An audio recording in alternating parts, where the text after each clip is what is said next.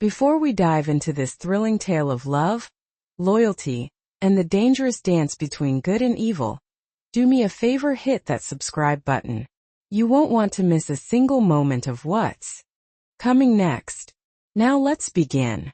She was Detective Isabella Izzy Rossi, a name whispered with respect and a hint of fear within the gritty confines of the NYPD's Organized Crime Division. Her badge was polished, her aim true, and her conviction unshakable. For years, her life had been a relentless pursuit of justice, a single-minded crusade against the insidious tendrils of the American Mafia. Her current white whale?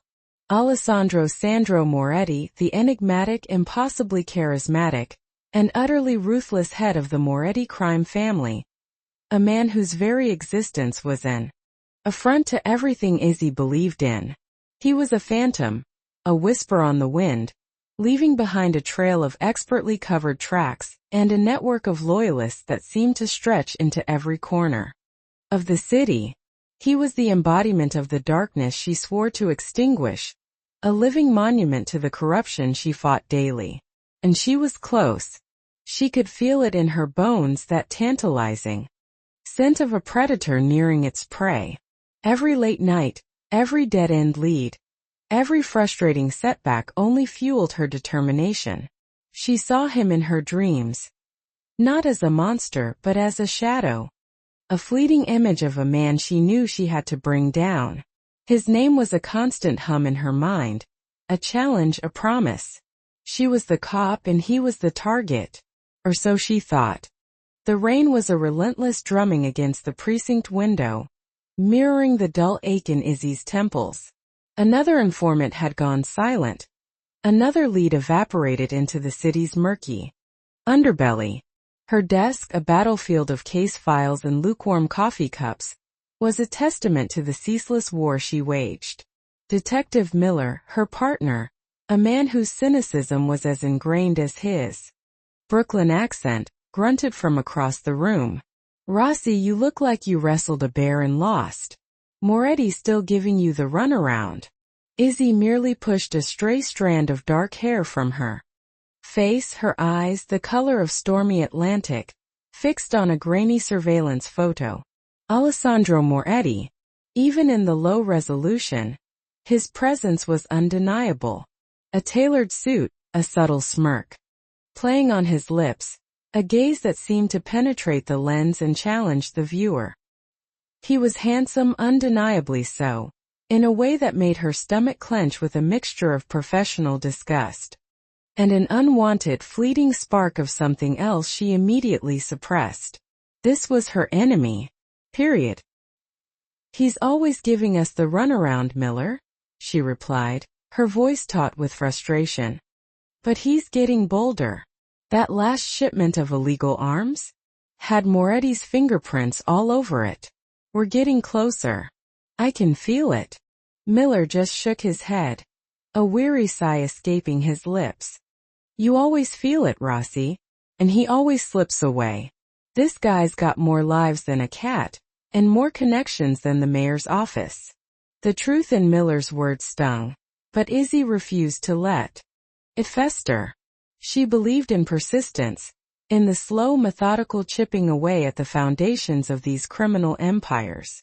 She remembered her father, a beat cop who'd instilled in her a fierce sense of justice before he was taken too soon, a victim of a botched robbery. His memory was a constant fuel. "Then we chip harder," she countered, her voice ringing with renewed resolve. "There's an art gallery opening tonight downtown. Beneath the surface, some avant-garde crap. Our intel suggests a mid-level Moretti lieutenant, a guy named Sal DeMarco, will be making an appearance. And if DeMarco's there, Moretti might be within sniffing distance." Miller raised an eyebrow. "An art gallery? That's Moretti's speed? Thought he was more of a back-alley poker game kind of guy." "Don't underestimate him, Miller. Moretti's a chameleon. He moves in every circle, rubs shoulders with every kind of power. He plays the game on every level. This isn't just about drugs and extortion anymore. It's about influence, about legitimacy. He's trying to clean up his image, expand his reach into the legal world. Izzy grabbed her coat, the leather creaking softly. We're going in undercover. DeMarco's got a fondness for the finer things, and he's not exactly subtle about his dirty money. We follow him, we see who he talks to, and if we get lucky, we get a glimpse of the man at the top. The gallery was a symphony of hushed conversations, clinking champagne flutes, and the muted glow of abstract art. Izzy, clad in a sleek black dress that hugged her athletic frame, felt like an alien in this world of polished surfaces and pretension. Her badge, usually a comforting weight against her chest, was tucked away, replaced by a delicate necklace she rarely wore. She scanned the crowd, her detective's eyes missing nothing: the nervous twitch of a security guard, the too intimate whisper between a politician and a well-known financier, the predatory glint in the eyes of some of the city's elite. Miller, looking uncomfortable in a borrowed suit, lingered by the champagne bar, his gaze sweeping the room with a practiced efficiency. Suddenly Izzy's breath hitched. Across the crowded room, bathed in the soft artistic lighting, stood Sal DeMarco. He was exactly as the intel described, impeccably dressed, a diamond pinky ring flashing as he gestured animatedly, a predatory smile plastered on his face. And standing beside him, a glass of amber liquid in his hand, was the man from the surveillance photos, Alessandro Moretti. He was even more striking in person. Taller than she'd imagined, with a lean muscular build that hinted at a dangerous strength beneath the tailored suit. His dark hair was impeccably styled, framing a face that was both chiseled and intelligent, with eyes that held an unnerving depth. They were a piercing shade of hazel, currently alight with a subtle amusement as he listened to DeMarco. He exuded an aura of effortless power, a quiet confidence that drew the eye without demanding it. He wasn't loud or flamboyant, he simply was. Izzy felt a strange jolt, a ripple of something akin to recognition, even though they had never met. It was the thrill of the chase, the adrenaline of finally seeing her quarry in the flesh. But there was something else, too, an unsettling awareness of his presence, a magnetic pull that she fought against with every fiber of her being.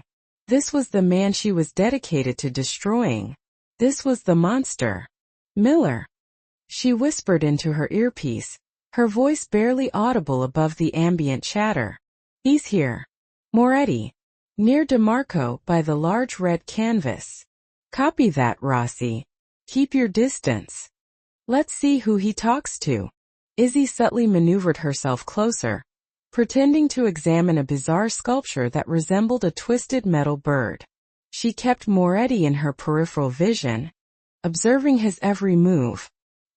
He didn't engage in the boisterous laughter of DeMarco, nor did he make a show of his power. Instead, he observed, his gaze calm and assessing, occasionally offering a quiet remark that seemed to carry an undeniable weight.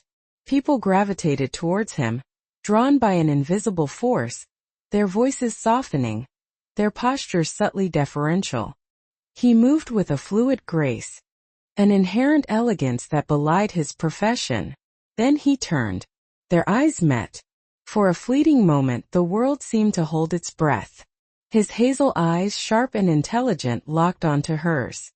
There was no recognition, no malice, only a flicker of curiosity, a brief, intense assessment. It was as if he saw straight through her carefully constructed facade, glimpsing the storm beneath the calm. Izzy felt a sudden, unexpected flush creep up her neck. She quickly averted her gaze, pretending to be engrossed in the abstract swirls of paint before her. Had he seen something? Had she given herself away? Her heart pounded a frantic rhythm against her ribs. When she risked another glance, he was already looking away, his conversation with DeMarco resuming as if nothing had happened. Izzy let out a silent breath she hadn't realized she was holding. She had to be careful. Moretti was a master of observation, a man who survived by reading people, by sensing danger. She couldn't afford a single misstep.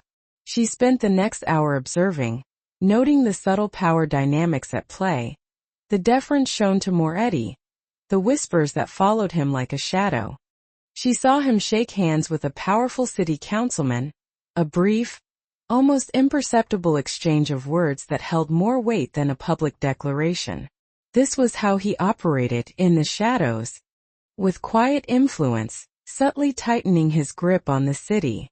Just as she was about to signal Miller for them to reposition, a waiter burdened with a tray of drinks stumbled, sending a cascade of champagne flutes crashing to the polished floor. The sudden noise shattered the polite hum of the gallery, drawing gasps and startled glances. In the momentary chaos, Izzy saw her opportunity. Moretti, ever watchful, was momentarily distracted by the commotion. She subtly moved, aiming to get closer, to perhaps catch a snippet of a conversation and name anything. But as she stepped forward, her heel caught on a loose floorboard. She felt herself losing balance, tumbling forward. In a blur of motion, a strong hand reached out, steadying her arm, preventing her from falling. She looked up, startled, her eyes wide. It was Moretti. His touch was firm, yet surprisingly gentle. His proximity was intoxicating, a sudden surge of something electric passing between them. He was even taller up close, and the subtle scent of his expensive cologne, mingled with something uniquely masculine, filled her senses. His eyes, those piercing hazel eyes, were now fixed on hers, a hint of concern in their depths. "Careful," he murmured, his voice a low, resonant baritone that sent a shiver down her spine. "You almost took a tumble." Izzy quickly pulled her arm away, her cheeks burning. "Thank you," she managed, her voice a little breathy. She felt a sudden, overwhelming urge to get away, to distance herself from the disorienting effect of his presence. This was too close, too personal. He offered a small, polite smile, a flash of white teeth against his dark stubble. A beautiful woman shouldn't have to risk life and limb for art. The compliment, unexpected and delivered with such an easy charm, disarmed her. Izzy, usually so quick-witted, found herself momentarily speechless. She instinctively felt for the small Glock tucked against her back, a subconscious gesture of self-preservation. This man was dangerous not just because of what he did, but because of how he did it, with an insidious charm that could lull even the most cautious into a false sense of security. "I'm Isabella," she finally managed, forcing herself to maintain eye contact, to project an air of nonchalance she didn't feel. "And you are?" She knew exactly who he was, but playing the part was crucial. His smile widened, a genuine warmth radiating from him that contradicted every file she had on the man. "Alessandro. Pleasure. Isabella." He extended a hand, and for a moment Izzy hesitated. Shaking hands with her target? With the man she was sworn to bring down? Felt like a betrayal. But refusing would be equally suspicious. She took his hand. His grip was firm, warm, and surprisingly soft. A jolt like static electricity passed between them again, more potent this time. It lingered, an unspoken current that made her pulse quicken. His eyes seemed to bore into hers, searching, as if he were trying to decipher a hidden code. "You seem out of place here," he observed, his thumb subtly brushing against the back of her hand as he released it. The gesture was fleeting, almost imperceptible, yet it left a tingling sensation. Not many appreciate true art with such intensity. Izzy forced a small, polite laugh. "I appreciate the passion of it, the stories it tells." She subtly gestured towards a particularly abstract piece, trying to steer the conversation away from herself. "Like this piece. It speaks of a struggle, a hidden conflict beneath a beautiful facade." Alessandro's gaze followed hers to the painting, and a thoughtful expression settled on his face. A perceptive observation. Isabella. Indeed. Many things in life are not what they appear to be on the surface. His eyes returned to hers, a deeper intensity now in their depths. Are you often drawn to hidden conflicts? Isabella. The question was laced with an unnerving undertone, a subtle challenge. It felt like he was probing, testing her. Izzy's internal alarms blared. He was too smart, too perceptive. She had to be careful not to reveal too much. I suppose I'm drawn to truth, she replied, her voice firm, deliberately ambiguous. No matter how deeply it's buried. A faint smile played on his lips, a knowing glint in his eyes. Truth is often a matter of perspective, wouldn't you agree? What one person sees as truth, another might see as an elaborate lie. He was playing with her. She realized. Or perhaps he genuinely enjoyed these philosophical debates. Either way, she felt herself being drawn into his orbit, a dangerous gravitational pull. This wasn't just a powerful criminal. He was an intelligent, captivating man, and that made him infinitely more dangerous. Before she could formulate a response, DeMarco approached, his face a mask of concern. Sandro. Everything all right? I saw the champagne. Are you two acquainted? He eyed Izzy with a suspicious, appraising look. Alessandro's hand, surprisingly, rested lightly on Izzy's lower back for a fleeting second before dropping. It was a possessive gesture, a subtle claim that both startled and infuriated her. Isabella just had a small mishap, Sal. I merely offered a helping hand. His tone was smooth, dismissive, yet the underlying message to DeMarco was clear. She's with me, don't interfere. DeMarco's demeanor immediately shifted, his suspicion replaced by an almost sycophantic politeness. My apologies, Miss Isabella. Are you quite all right? Perfectly fine, thank you, Izzy said, her voice clipped, barely acknowledging DeMarco. She needed to extract herself from this situation before she made a critical error.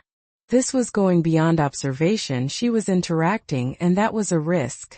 Well, if you'll excuse me, Alessandro, she said, offering a small, polite nod. I should rejoin my associate. She subtly gestured in Miller's general direction, hoping he would catch her signal to extract. Alessandro's eyes lingered on her, a curious intensity in their depths. It was a pleasure, Isabella. I hope our paths cross again. It wasn't a question. It was a statement, a subtle promise. Izzy merely offered another tight smile and turned, walking swiftly away, her heart still hammering against her ribs. She could feel his gaze on her back, a tangible weight that followed her until she was out of his immediate line of sight. She found Miller leaning against a pillar, a bemused expression on his face. Well, Rossi. Didn't know you were getting so chummy with the big man. Flirting with the enemy, are we? He teased, a grin playing on his lips. Hardly, Miller, Izzy retorted, her voice sharper than she intended. He saved me from tripping. It was purely circumstantial. And he's a lot more charming than I anticipated, which makes him even more dangerous. She rubbed her temples, trying to erase the lingering sensation of his touch, the echo of his voice. Dangerous indeed, Miller agreed, his tone more serious now, but also useful. Maybe he'll lower his guard if he thinks he's got you charmed. Izzy scoffed. Don't be ridiculous. He's not that naive. He's probably already run a background check on anyone he speaks to. No, this was a close call. We need to be more careful. He sees too much. But as they left the gallery, Izzy couldn't shake the unsettling feeling that had taken root within her. The image of his eyes, the warmth of his hand, the dangerous charm of his voice, they were etched into her mind, a stark contrast to the cold, ruthless image she had built of Alessandro Moretti. He wasn't just a name in a file anymore. He was a living, breathing, disturbingly captivating man. And that, she knew, was the most dangerous truth of all. The first glimmer of doubt, a tiny crack in her carefully constructed convictions, had appeared. And she knew with a chilling certainty that this was only the beginning. The chase had just become infinitely more complicated. The encounter at the gallery played on a loop in Izzy's mind for days. Every time she closed her eyes, she saw his face, heard his voice, felt the fleeting touch of his hand. It was an unwelcome intrusion, a discordant note in the symphony of her professional focus. She tried to rationalize it, to dismiss it as the byproduct of adrenaline and the thrill of finally coming face to face with her elusive target. But the unsettling truth was, it felt deeper than that. There was a pull, an inexplicable current that ran between them, a dangerous awareness she couldn't ignore. Her internal monologue was a constant debate. This was Alessandro Moretti, the man responsible for countless acts of violence, for corrupting the city from its very core. He was a criminal, a murderer, a stain on society. Yet, the man she met at the gallery was urbane, intelligent, and possessed a disarming charm that could easily mask a multitude of sins. Was it an act? A carefully cultivated facade designed to disarm and manipulate? Or was there more to him than the cold, hard facts in her case files suggested? "You're distracted, Rossi," Miller observed one afternoon, watching her stare blankly at a surveillance photo of a known Moretti associate. "Still thinking about your Prince Charming from the gallery?" Izzy shot him a glare. "He's not my Prince Charming, Miller. He's a calculated, dangerous individual, and I'm trying to understand his methods. That's what good detectives do." Miller chuckled, unconvinced. "Sure, Rossi. Whatever you say. But I haven't seen you this pensive since that time you thought the precinct coffee machine was sentient." The banter, usually a welcome distraction, felt hollow. She was pensive. Moretti had rattled her. She prided herself on her objectivity, her ability to separate emotion from duty. But with Moretti the lines were blurring. Their next lead came through a confidential informant, a desperate, low-level player named Marco, whose life was perpetually on the precipice of ruin. He claimed Moretti was in the process of acquiring a substantial piece of waterfront property, ostensibly for a legitimate luxury real estate development. But Marco's whisper spoke of hidden agendas, of an elaborate money laundering scheme that would cement Moretti's power and further legitimize his illicit empire. "This is big, Rossi," Captain Davies, their gruff and no-nonsense commanding officer, declared, slamming a hand down on her desk. "If we can prove this is a front, we can hit Moretti where it hurts his finances. We need irrefutable evidence. Undercover, deep. We need to infiltrate his inner circle, or at least get close enough to see the cracks in his operation." Izzy's heart gave a lurch. Infiltrate. This meant getting closer to Moretti. Much closer. "What's the plan, Captain?" "The developers Moretti is allegedly partnering with are hosting a series of exclusive private dinners, courting potential investors. We've got an opening for a financial consultant with impeccable, albeit fabricated, credentials. Someone who can blend in, someone who looks the part. Someone smart, discreet, and utterly convincing." Davies looked at Izzy, his eyes scrutinizing. "You fit the bill, Rossi. You're our best bet." Izzy felt a knot tighten in her stomach. This was precisely what she both dreaded, and she had to admit, a small part of her felt a strange, forbidden anticipation for. She knew the risks. Deep undercover operations were treacherous, especially when dealing with someone as cunning as Moretti. One wrong move, one slipped word, and her life and the entire operation could be compromised. "I'm in, Captain," she said, her voice steady despite the tremor she felt internally. Duty called. And perhaps a tiny rebellious part of her wanted to know more. Wanted to understand the man behind the myth. Her cover story was meticulously crafted.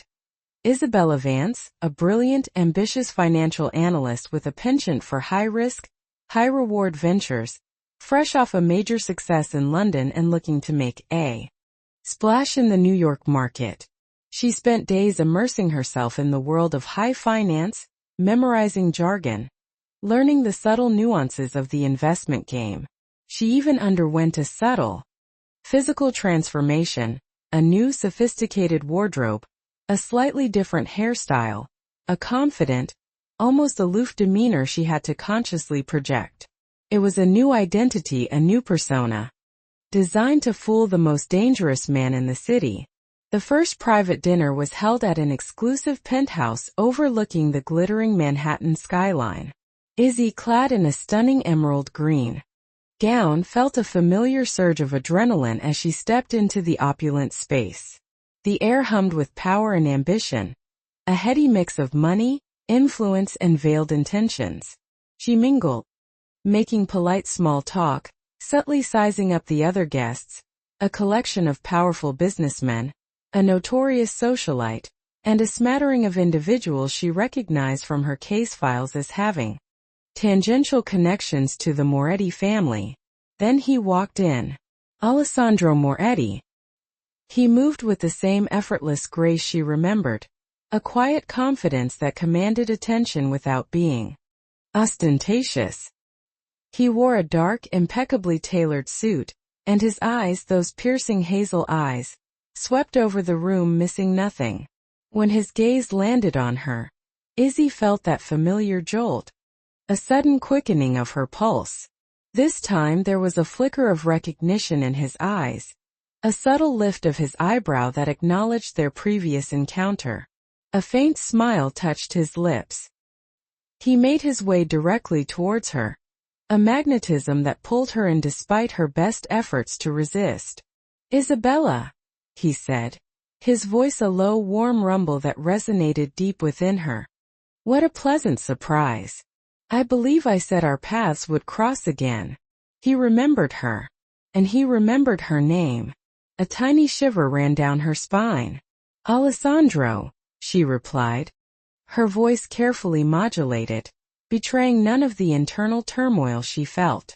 "Indeed, the city is smaller than one imagines in these circles." She offered a polite, practiced smile, projecting the image of a poised, confident businesswoman. His eyes lingered on her, a thoughtful expression on his face. "I'm not surprised to see you here. You have an air about you, Isabella. An intelligence, a fire. You belong in a world where things are built, where empires are forged." The compliment was disarming, subtly flattering. It was a testament to his skill, his ability to read people and speak to their aspirations. Izzy felt a strange warmth spread through her, quickly followed by a sharp jolt of self-reproach. This was the enemy. She couldn't afford to be swayed by his charm. "And you, Alessandro," she countered, injecting a hint of playful challenge into her voice. "Are you building an empire, or merely acquiring pieces of one?" He chuckled, a rich, genuine sound that surprised her. "Perhaps a bit of both. New York is a city of endless possibilities, wouldn't you agree? For those bold enough to seize them." His gaze held hers, an unspoken challenge in their depths. "Are you bold, Isabella Vance?" "I like to think so," she replied, raising an eyebrow, mirroring his confidence. "I believe in calculated risks, Alessandro, and in understanding the true value of an investment." "Ah, value," he mused, taking a sip of his drink. "A subjective concept, wouldn't you say? What one person values above all else, another might dismiss as worthless." Their conversation flowed effortlessly, weaving between polite pleasantries and subtly probing questions about business, philosophy, and the nature of ambition. Izzy found herself surprisingly engrossed, drawn into his intellectual sparring. He was quick-witted, articulate, and possessed a vast knowledge of a surprising array of subjects. He spoke of art with passion, of economics with insight, and of the city with a deep, almost proprietary understanding. He wasn't the brute she had envisioned, not the stereotypical mob boss of Hollywood movies. He was something far more complex, far more nuanced, and infinitely more dangerous. He was a man who could charm, persuade, and manipulate with equal ease, his intelligence a sharp weapon in his arsenal. Over the course of the evening, Izzy found herself increasingly drawn into his orbit. He made sure she was introduced to key players, subtly validating her fabricated persona. He listened intently when she spoke, his gaze unwavering, making her feel as though her words held profound importance. He was attentive, chivalrous in a subtle, old-world way, and undeniably captivating. As the evening wound down, Alessandro leaned in, his voice a low murmur meant only for her ears. "I'm hosting a more intimate gathering next week, Isabella. A discussion about the future of this city and the opportunities it presents. I would be honored if you would join us. I believe your perspective would be invaluable." Izzy's heart skipped a beat. This was it. The invitation into his inner circle, or at least a step closer. This was her chance to gather the evidence, to expose his illicit dealings. But it also meant stepping further into the lion's den, risking deeper entanglement. "I would be delighted, Alessandro," she said, a polite smile on her face, her mind already racing with the implications. "I look forward to it." "Excellent," he replied, his eyes holding a glint of genuine pleasure. "Until then, Isabella." He offered a slight bow, a charming old-fashioned gesture, and then with a final lingering look, he turned and was gone. Walking back to her apartment that night, the city lights blurred around her, Izzy felt a profound sense of unease. The mission was progressing, yes. She had secured an invitation, a vital step forward. But the price felt higher than just the risk to her life. It felt like a risk to her very convictions, to the unwavering certainty she once held about right and wrong, good and evil. Alessandro Moretti was a paradox. He was everything she despised, yet he possessed qualities she found herself undeniably drawn to. He was the embodiment of the darkness she fought, yet he moved with a grace, an intelligence, and a charm that made her question everything she thought she knew. The whispers of doubt, once faint, were growing louder, eroding the foundations of her resolve.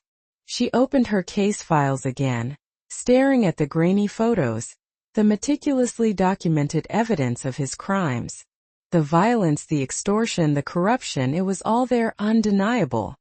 But now, when she looked at his face, she also saw the genuine warmth in his smile, the keen intelligence in his eyes, the almost gentle way he had steadied her at the gallery.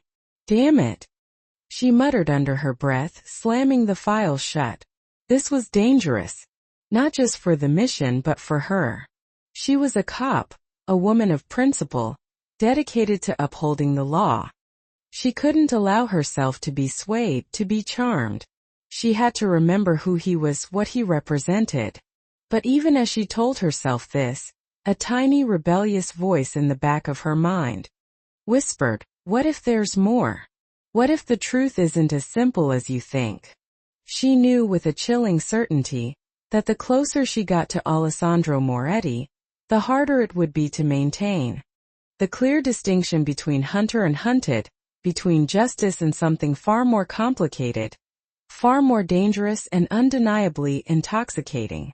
The seeds of doubt had been planted, and they were already beginning to sprout, threatening to unravel everything she believed in. The intimate gathering at Alessandro's sprawling penthouse apartment was less a casual get-together, and more a meticulously curated event, a masterclass in subtle power dynamics. Izzy, now fully immersed in her Isabella Vance persona, felt a heightened sense of alertness. She wore a sophisticated crimson dress, a color chosen to project confidence and a subtle allure.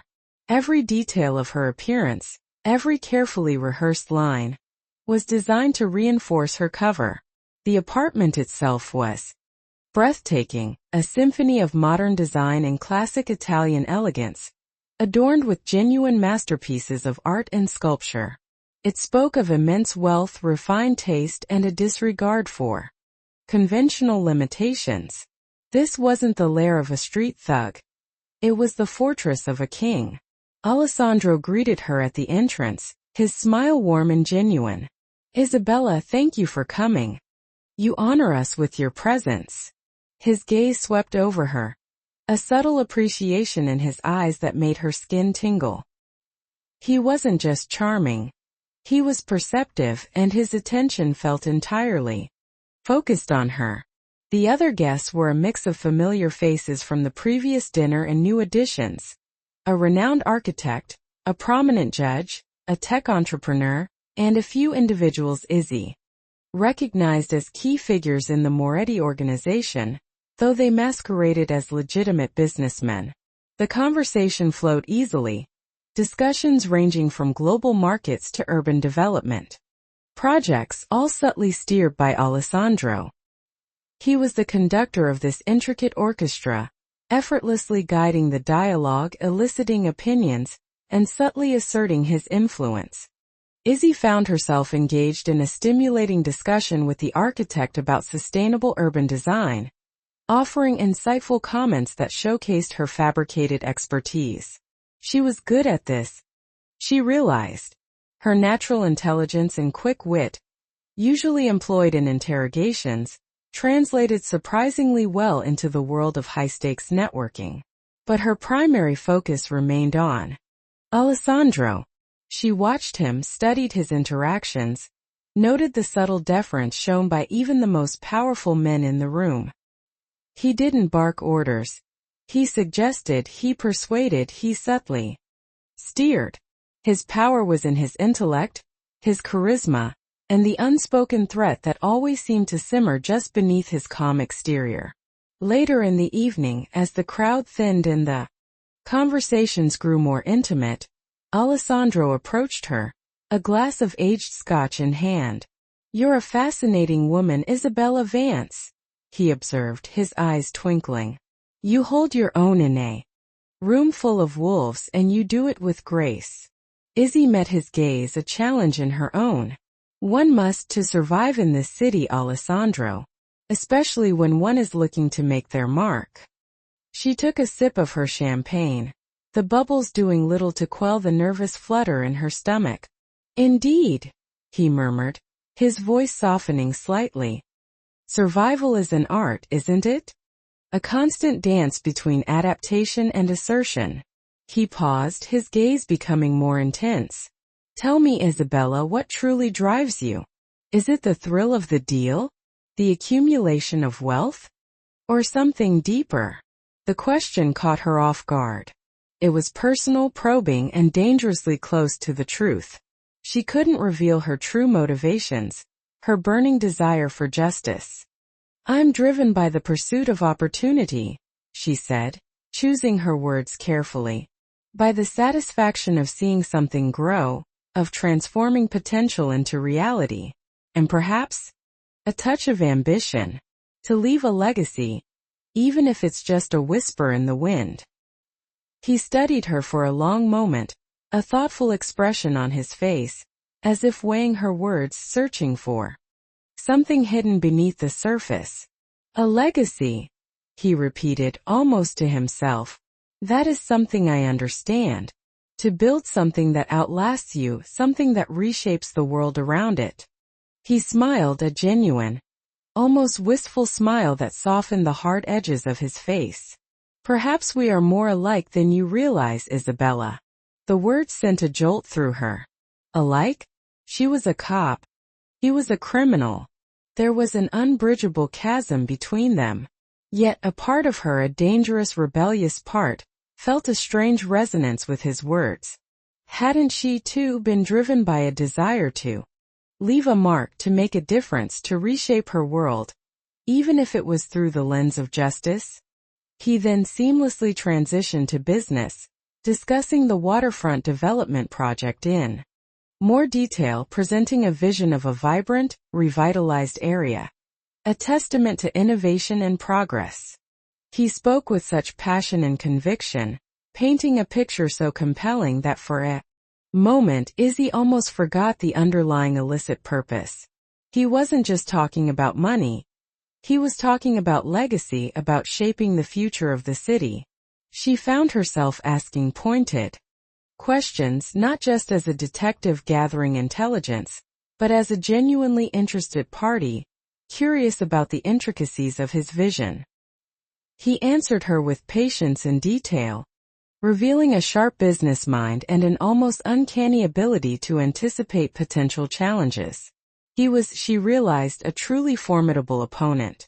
As the evening drew to a close, Alessandro walked her to the elevator.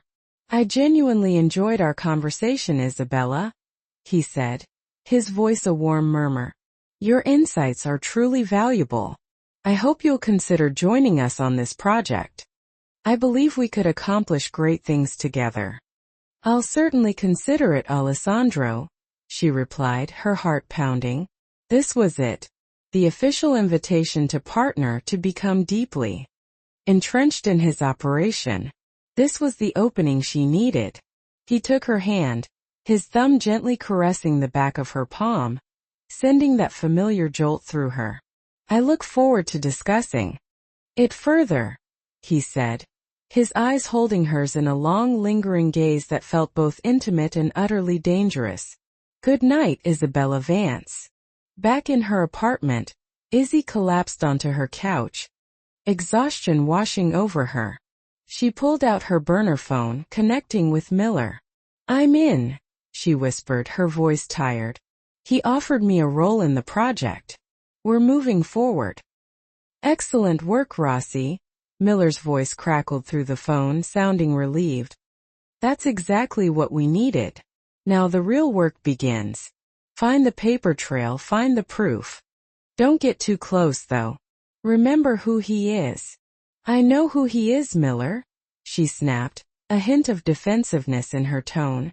But even as she said it, she wasn't entirely sure. The lines were blurring. The more time she spent with Alessandro, the more complicated he became. He wasn't just a caricature of evil. He was a man of intelligence, charm, and a surprising depth. Over the next few weeks, Izzy immersed herself in the world of Alessandro Moretti. She attended meetings, analyzed detailed financial projections, and participated in discussions about the waterfront development. She met with other supposed investors and partners, many of whom were clearly fronts for Moretti's illicit activities. She meticulously documented everything: conversations, financial figures, suspicious irregularities. The evidence was slowly mounting, a tapestry of intricate money laundering and racketeering carefully hidden beneath layers of legitimate business. Alessandro, meanwhile, continued to treat her with a mixture of respect, intellectual curiosity, and an undeniable personal interest. He would often seek her out for private consultations, asking for her opinions, listening intently to her analyses. He would share anecdotes about his life, about his family, about his aspirations for the city. He never spoke of his criminal enterprises, but the undercurrent of his power was always present, a silent, pervasive hum. She found herself learning things about him that went beyond the police files. He was a meticulous planner, a shrewd negotiator, and a man who inspired fierce loyalty in those around him. He possessed an almost paternalistic concern for his employees, ensuring their families were taken care of, their needs met. He was a generous philanthropist, quietly funding charities and community projects that genuinely benefited the less fortunate. He read widely, from classic literature to contemporary philosophy, and discussed these topics with an engaging fervor. These glimpses into the man behind the Mafia boss were deeply unsettling. They chipped away at her ingrained prejudices, forcing her to confront the uncomfortable reality that evil wasn't always one-dimensional. How could a man capable of such warmth, such intellect, such genuine acts of kindness, also be responsible for so much darkness? One evening, after a particularly intense meeting, Alessandro invited her for a nightcap in his private study. The room was lined with books, the scent of old leather and tobacco lingering in the air. A grand piano sat in one corner, a silent testament to another facet of his character. He poured them both a glass of rich red wine. "You're very good at what you do, Isabella," he said, his voice quiet, almost intimate. "You have a keen eye for detail, a sharp mind, and a strong sense of conviction." He watched her over the rim of his glass, his eyes dark and penetrating. "I believe in thoroughness," Izzy replied, trying to maintain her professional demeanor, but feeling the familiar tug of his presence. "In uncovering the truth, no matter how complex." He smiled, a knowing glint in his eyes. "And what truth have you uncovered about me, Isabella?" The directness of the question startled her. She felt a sudden chill, a surge of fear mixed with a strange exhilaration. Was he testing her? Did he suspect? She had to be careful. "I've learned that you're a complex man, Alessandro," she said, choosing her words with extreme caution. "One who operates on many levels.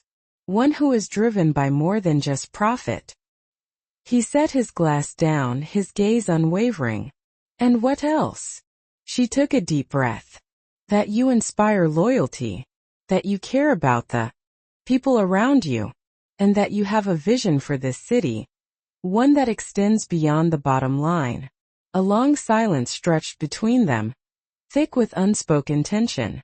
Izzy's heart pounded in her chest. Had she said too much? Too little? Was this the moment he saw through her? Finally, he leaned back in his chair, a subtle smile playing on his lips. "You are indeed perceptive, Isabella. And you are not afraid to speak your mind. I admire that." He paused, his gaze softening. "Most people only see the surface, Isabella. They judge based on headlines and rumors. They rarely take the time to look beneath." His words resonated deeply with her. She too had been guilty of judging him based on headlines and rumors, on the cold facts of a police file. But the man before her was proving to be far more than just a summation of his crimes. He rose and walked over to the grand piano, his fingers lightly tracing the keys. "My mother taught me to play," he said, his voice a wistful murmur. She believed music was the purest form of expression, a language that transcended all barriers. He sat down and began to play, a slow, melancholic melody that filled the room with a haunting beauty. Izzy watched him captivated, the fierce, ruthless Mafia boss, playing a soulful piece of classical music.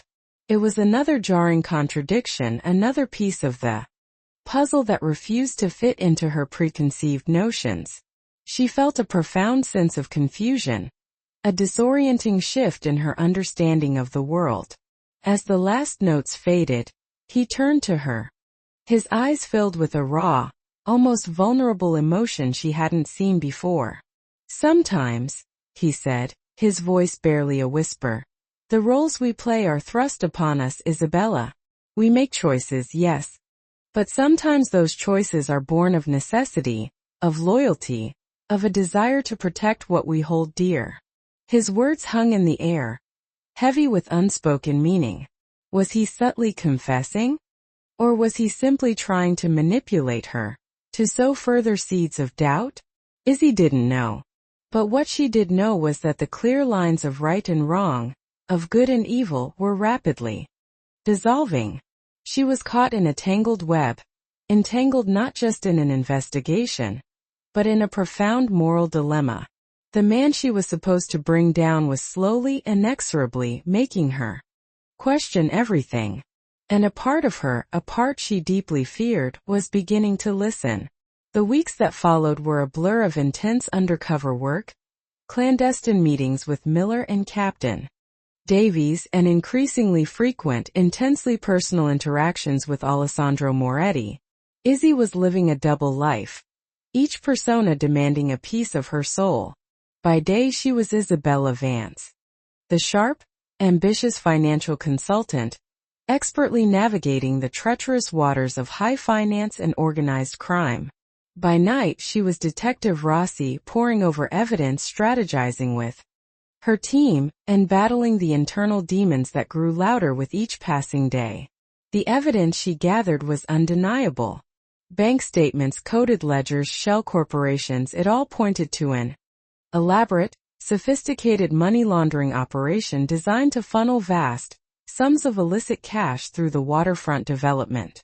She had secured enough information to potentially bring down a significant portion of Moretti's financial empire, to hit him where it truly hurt. Captain Davies was elated, Miller cautiously optimistic. The raid was being planned, the warrants being prepared. Izzy's mission was nearing its successful conclusion. Yet, a profound sense of unease settled over her. Each piece of damning evidence felt like a betrayal, not just of her cover but of the complex, intriguing man she was slowly getting to know. He had shown her a side of himself that was far removed from the cold, ruthless image of the Mafia boss. He was a patron of the arts, a quiet philanthropist, a man who spoke with genuine warmth about his family and his vision for a better city. He was intelligent, thoughtful, and capable of a surprising tenderness. One evening, Alessandro invited her to a dinner at a small, unassuming Italian restaurant in Little Italy, a place, he explained, that his family had frequented for generations. It was a stark contrast to the opulent penthouses and exclusive galleries. The restaurant was filled with laughter, the aroma of garlic and fresh pasta, and a sense of old-world charm. He introduced her to the owners, an elderly couple who embraced him with genuine affection, calling him Alessandro, mi figlio, my son. As they sat across from each other, the soft candlelight casting dancing shadows on his face, he spoke of his childhood, of growing up in the heart of the community, of the fierce loyalty that bound his family. My father, he taught me that family is everything, Isabella, he said, his voice soft, almost melancholic. And that loyalty once given is an unbreakable bond. Izzy listened, her heart aching with a strange mixture of compassion and conflict. She knew the dark underbelly of that loyalty, the brutal enforcement that often accompanied it. But hearing him speak of it, seeing the genuine emotion in his eyes, made it difficult to simply dismiss it as criminal dogma. What about your family, Isabella? He asked, his gaze gentle. Are they close? The question brought a pang of longing. She spoke of her parents, of her father, the beat cop, and the values he instilled in her. She found herself sharing details she never would have with her target, snippets of her true self, drawn out by his quiet sincerity. She spoke of her dedication to justice, her belief in righting wrongs. She carefully omitted the detective part, of course, framing it as a personal conviction, a moral compass that guided her business decisions. He listened intently, his expression thoughtful. Justice, he mused, swirling the wine in his glass. A noble pursuit, but often a subjective one. What is justice for one can be oppression for another. And sometimes, Isabella, the very systems designed to deliver justice are themselves flawed, corruptible. His words struck a deep chord. She had witnessed that corruption firsthand, the slow erosion of trust in the institution she had dedicated her life to. She had seen good cops fall, good intentions twisted. He wasn't wrong. But that doesn't excuse breaking the law. She countered, her voice firm, trying to cling to her unshakable principles. There's a difference between a flawed system and outright criminality. He met her gaze, his eyes holding a profound sadness. Perhaps. But sometimes, Isabella, when the system fails to protect, when it fails to provide, one must step in. One must protect one's own, by any means necessary. His voice was low, laced with a quiet intensity. And sometimes what is deemed criminality is simply a matter of survival, of adapting to a world that offers no easy choices. The conversation was a tightrope walk, each word laden with unspoken meaning. He wasn't explicitly confessing, but he was revealing his philosophy, the justification for his actions, however twisted they might be. And the unsettling thing was, a part of her understood. Not condoned but understood. The lines were blurring faster than she could keep up. Days later, the full weight of the upcoming raid began to press down on her. She had done her job. She had gathered the evidence. Soon, Alessandro Moretti would be arrested, his empire dismantled, his legacy shattered. This was what she had fought for, what she believed in. Yet, the thought brought her no satisfaction, only a hollow ache in her chest. She pictured his face, not the hardened criminal, but the man who played soulful piano, who spoke with such passion about his family and his city, who looked at her with such intense, intelligent curiosity. She remembered his quiet kindness, his disarming charm, and the thought of being the one to betray him, to be the instrument of his downfall, was becoming increasingly unbearable. She confided in Miller, her voice heavy with doubt. "I'm having trouble with this, Miller. He's not what I expected. He's not a monster. He's a complex man, driven by something more than just greed. He cares about his people, about the community. He truly believes he's doing what's necessary." Miller listened patiently, his usual cynicism softened by a hint of understanding. "Rossi, that's what these guys do. They cultivate an image, they charm, they make you question yourself. It's how they survive. But at the end of the day, the evidence is the evidence. He's breaking the law. He's hurting people, even if he doesn't see it that way." "But what if there's more to it?" Izzy argued, her voice rising in frustration. "What if he's not just a villain, but a product of his circumstances? What if the justice we're delivering isn't truly just?" "That's above our pay grade, Rossi," Miller said, his voice firm, trying to pull her back to reality. "Our job is to enforce the law. And the law says what Moretti is doing is illegal. End of story." But it wasn't the end of the story. For Izzy, it was far from it.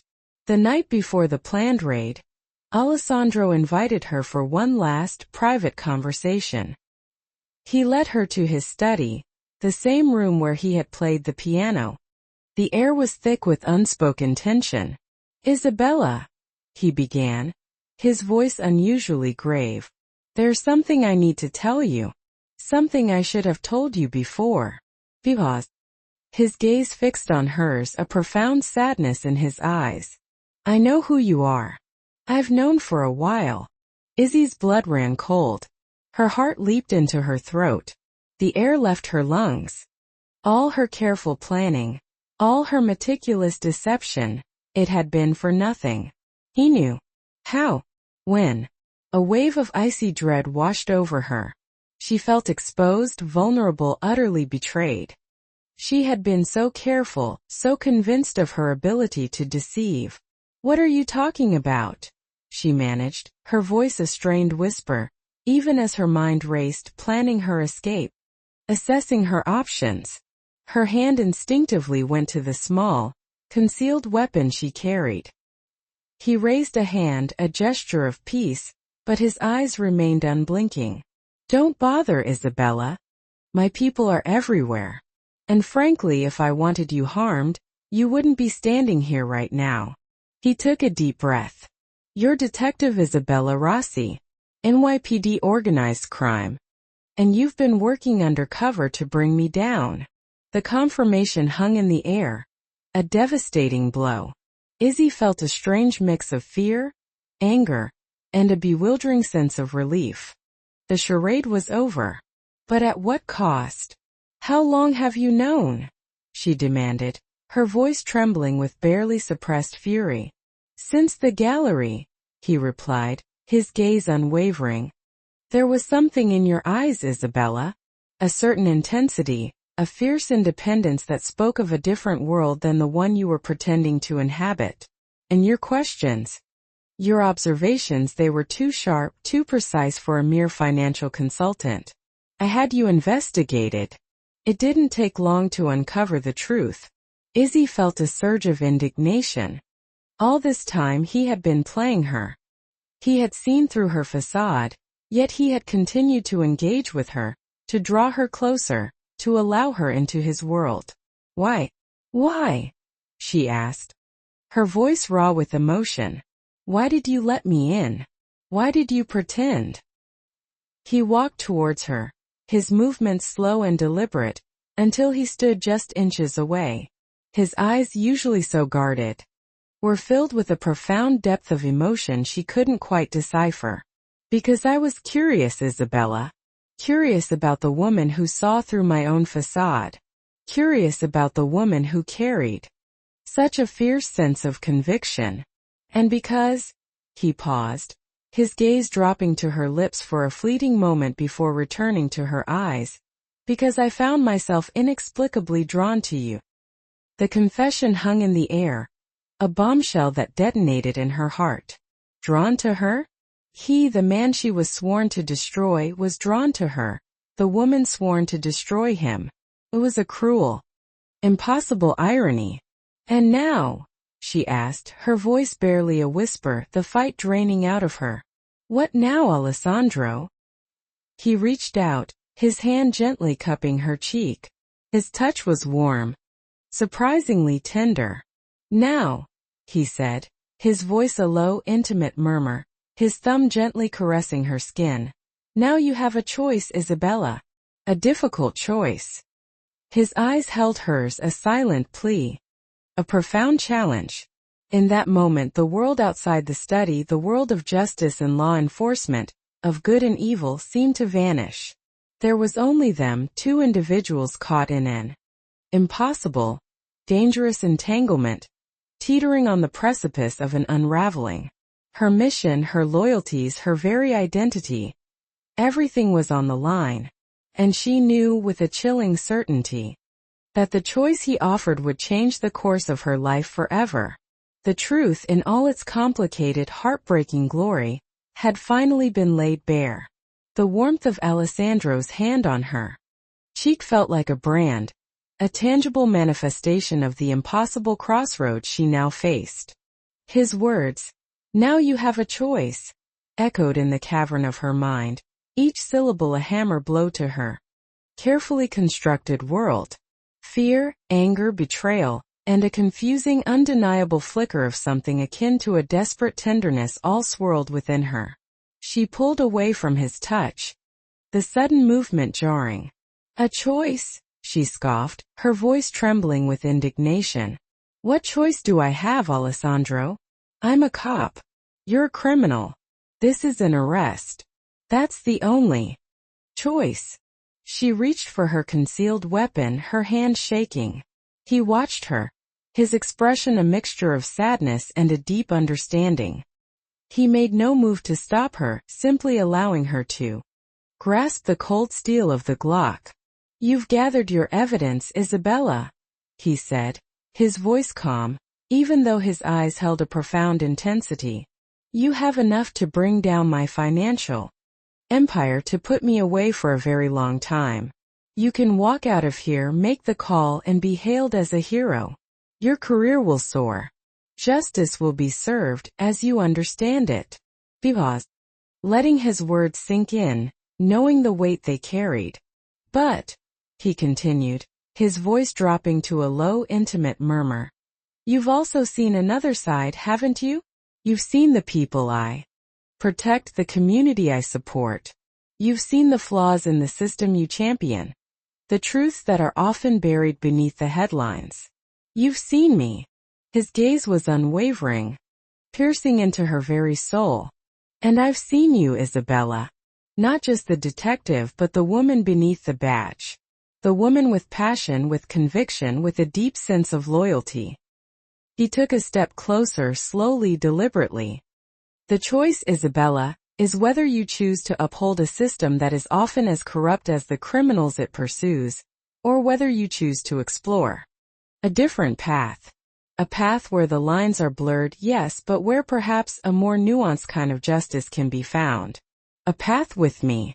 The audacity of his words, the sheer impossibility of his proposition stunned her. Join him? Walk away from everything she believed in, everything she had fought for, everything her father had taught her? It was unthinkable. It was a betrayal of the highest order. "You're insane," she whispered, her voice hoarse. "You're asking me to betray my badge, my oath, my entire life." "Am I?" he countered, his eyes holding hers. "Or am I asking you to open your eyes to a different truth? To acknowledge the complexities you've already begun to see? To understand that sometimes the good guys aren't always so good and the bad guys aren't always so bad?" He moved closer still, his presence enveloping her. "Think about it, Isabella. What would happen if I were to be taken down tonight? Chaos. A power vacuum. And who do you think would fill it? Not some benevolent force of law and order, but someone far more ruthless, far more destructive than I could ever be. Someone who doesn't care about the community, who cares only about power and profit. My empire, as you call it, provides a certain stability, a certain order, however unconventional. It protects the innocent where the system often fails. Do you truly believe that dismantling it will bring a better world, or simply a bloodier one?" His arguments, insidious and compelling, clawed at the fragile walls of her conviction.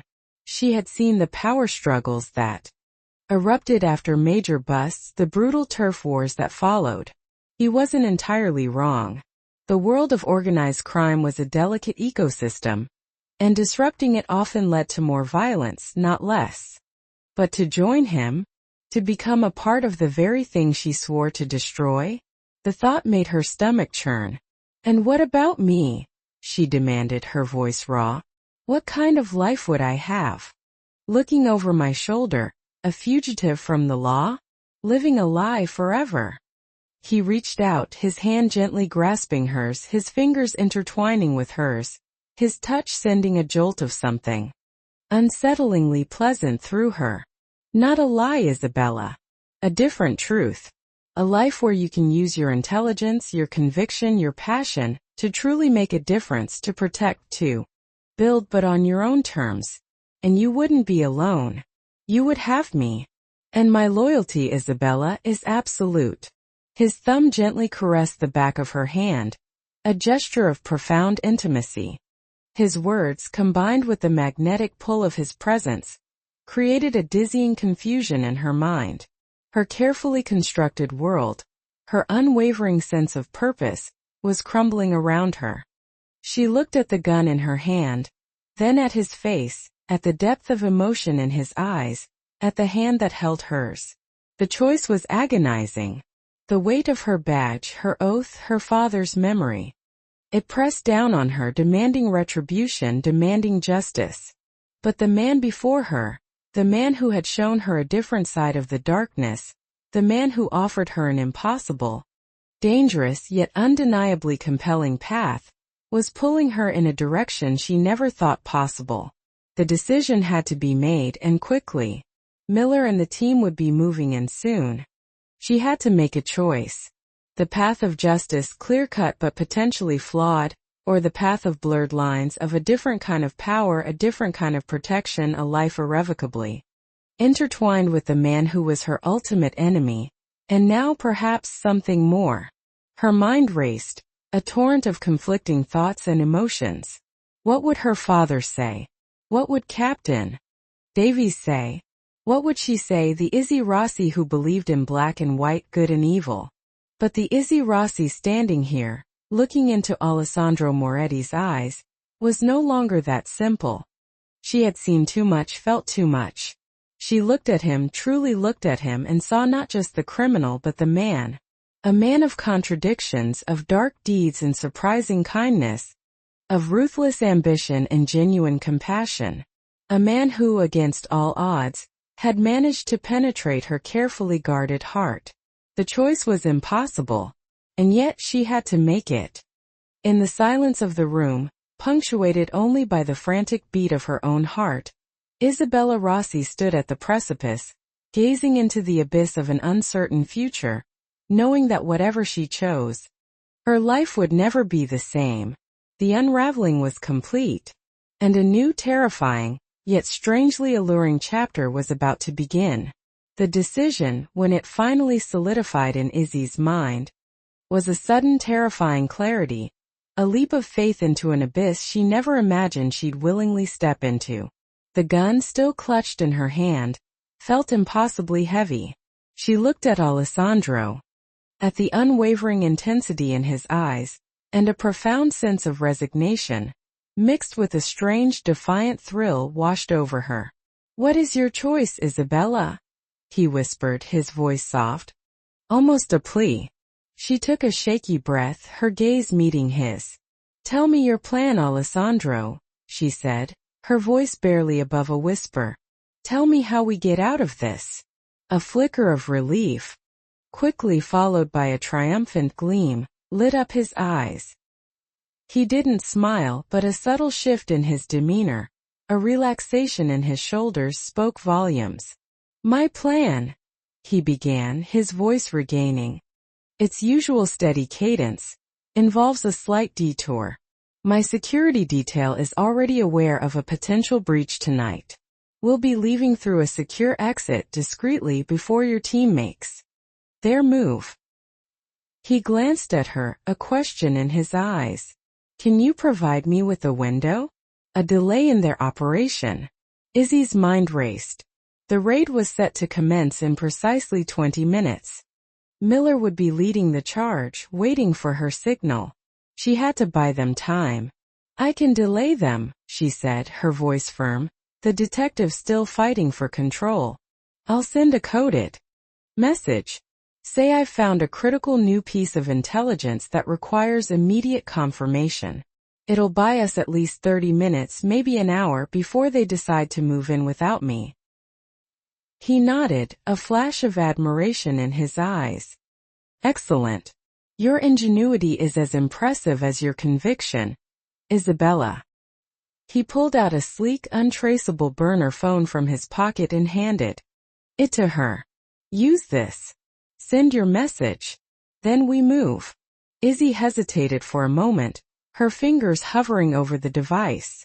This was it. The point of no return. Every fiber of her being screamed at her to abort, to make the call, to bring him in. But the images of his face, the sound of his music, the complexity of his arguments, they held her captive. She looked at Alessandro, at the quiet strength emanating from him, and felt a strange calm settle over her. She had made her choice. Now she had to live with it. With a trembling hand, she typed out a coded message to Miller, fabricating a complex scenario of newly discovered evidence that needed to be verified before the raid could proceed. She deliberately made it convoluted, designed to spark Miller's meticulous nature and buy them precious time. She felt a profound sense of betrayal, a cold knot forming in her stomach. Miller, her partner, her friend, would be out there waiting for her signal, trusting her implicitly, and she was about to betray that trust in the most fundamental way. As she sent the message, Alessandro watched her, his expression unreadable. When the message was delivered, she handed him the phone. He took it, his fingers brushing hers, a silent acknowledgement of their shared secret. "Now," he said, his voice low and urgent, "we leave. Quickly." He opened a concealed door in the wall, revealing a narrow utilitarian passageway. It was a testament to his meticulous planning, his constant preparedness for any contingency. "This way. It leads to a discreet service elevator." Izzy followed him, her heart hammering against her ribs. The adrenaline was surging through her veins, a potent cocktail of fear and exhilaration. Every step felt like walking a tightrope over an abyss. She was leaving behind her old life, her old identity, for a future that was utterly unknown and profoundly dangerous. The service elevator descended quickly, silently. When the doors opened, they stepped out into a dimly lit underground parking garage. A sleek black armored SUV was waiting, its engine idling. Two heavily armed men standing by the open doors. They were impeccably dressed, their faces impassive, their eyes missing nothing. Alessandro's loyalty, she realized, extended to his security detail, men who would clearly lay down their lives for him. "We need to move quickly," Alessandro said to his men, his voice calm and authoritative. "We have a limited window." Izzy was ushered into the back seat, Alessandro sliding in beside her. The doors slammed shut, the sound echoing in the concrete garage. The SUV lurched forward, accelerating rapidly, weaving through the labyrinthine underground passages. She risked a glance at Alessandro. He was staring straight ahead, his jawline set, his profile etched in grim determination. The charming, sophisticated man from the gallery and the dinner parties was gone, replaced by the ruthless leader, the survivor. As they emerged from the underground, the city lights blurred past the tinted windows. Izzy pressed her face against the glass, catching a glimpse of the illuminated skyline, her old world, now receding into the distance. She imagined Miller, pacing, waiting for her non-existent signal, his frustration growing with each passing minute. The thought brought a fresh wave of guilt, sharp and painful. "Where are we going?" she asked, her voice tight. Alessandro turned to her, his expression softening slightly. "Somewhere safe. Somewhere no one will find us for a while. We need to disappear, Isabella. For both our sakes." He reached across, his hand gently covering hers where it rested on her lap. "You made a courageous choice tonight. A dangerous one. But know this, I will protect you. Always." His words, meant to reassure, only deepened her sense of dread and confusion. Protected by a Mafia boss, a fugitive from the law. This was her new reality. The gravity of her decision weighed heavily on her. She had traded one kind of life for another, one set of loyalties for an entirely different, infinitely more perilous one. The drive was long, silent save for the hum of the engine. Izzy watched the city give way to sprawling suburbs, then to darker, more rural roads. They were leaving everything behind. Her life as Detective Isabella Rossi was over, or so she thought. They eventually arrived at a sprawling, secluded estate nestled deep within a dense forest, far from the prying eyes of the city. The house was a fortress, yet exuded an understated elegance, surrounded by manicured gardens and a serene lake. It felt like a world away, a hidden sanctuary. As they stepped out of the SUV, the cool night air enveloped her. Alessandro led her inside. The interior a blend of rustic charm and modern luxury. A roaring fire crackled in the hearth, casting flickering shadows across the room. It was beautiful, tranquil, and utterly isolating. "This is one of my safe houses," Alessandro explained, his voice softer now that they were out of immediate danger. "No one knows about this place, Isabella. No one you need to worry about." He gestured around the spacious living room. "You'll be safe here. You can rest." Izzy looked at him, her mind still reeling. Safe. With him. The irony was not lost on her. "What happens now, Alessandro?" she asked, her voice trembling. "What happens to us?" He walked towards her, his gaze intense, and gently placed his hands on her shoulders. "Now we breathe," he said, his voice a low, reassuring murmur. "Now we figure it out. Together." He paused, his eyes searching hers. "You gave up everything for me tonight, Isabella. I won't forget that.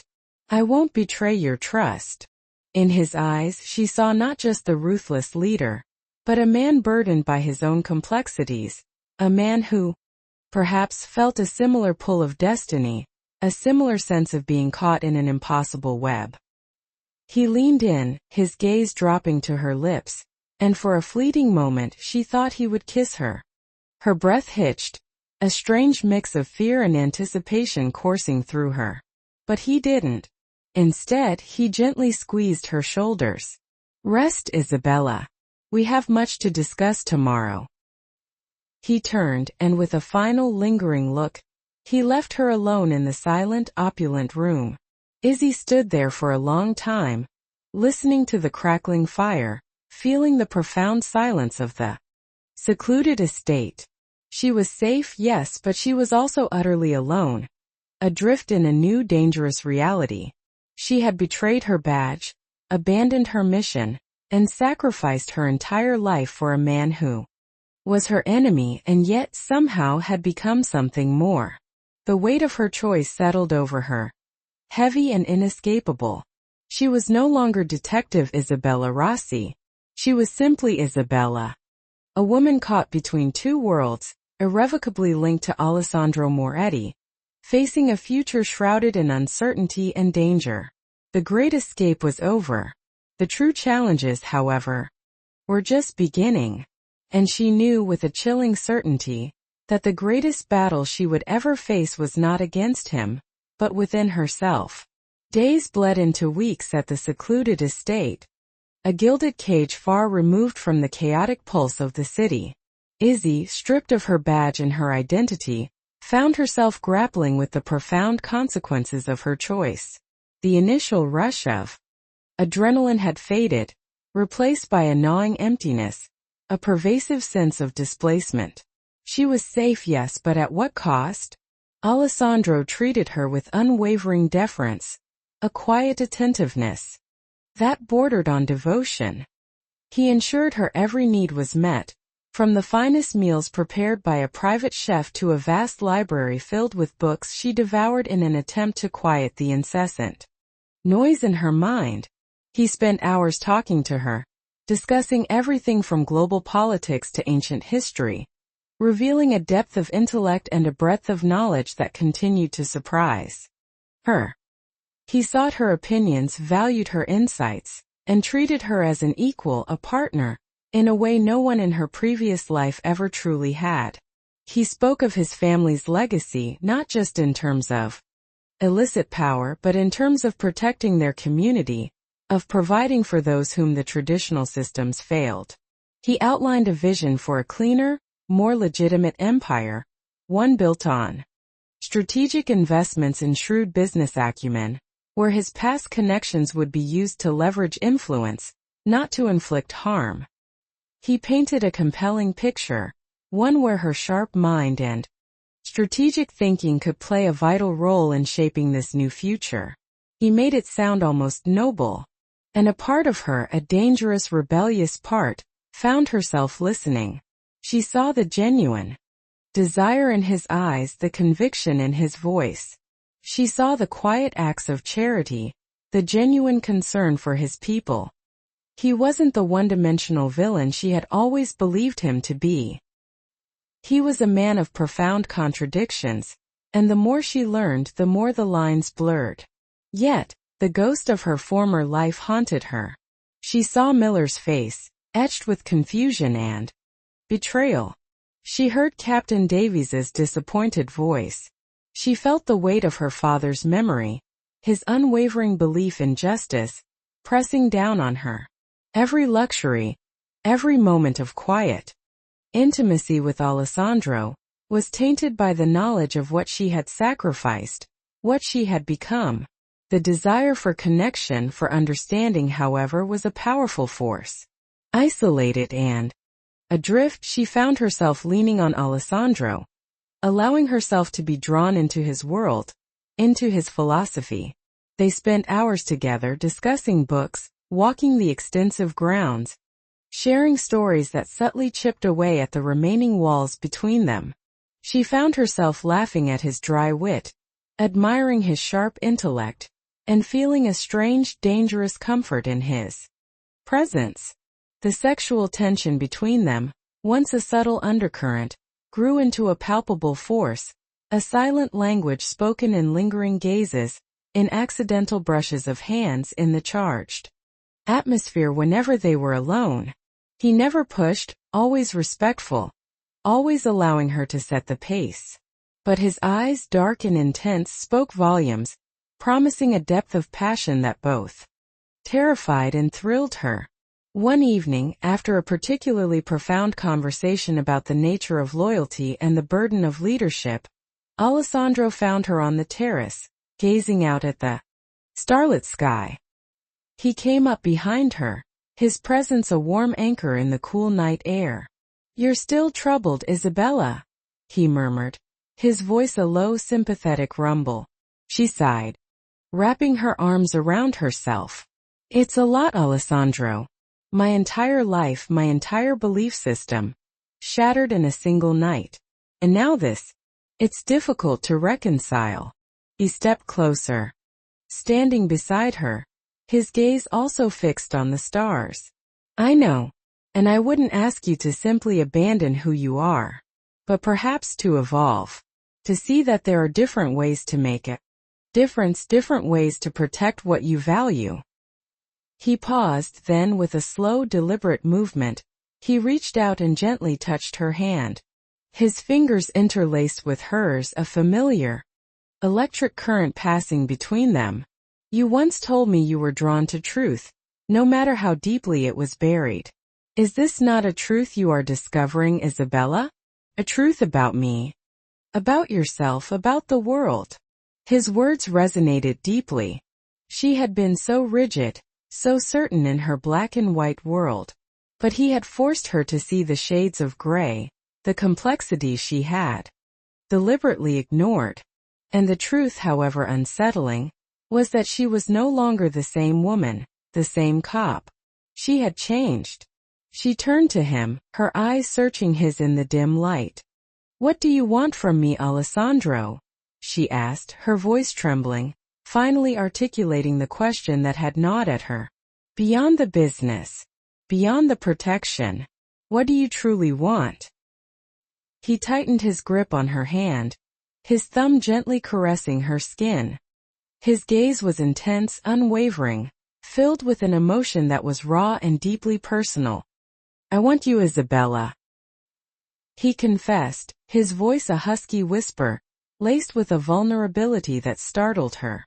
"I want your mind, your strength, your passion.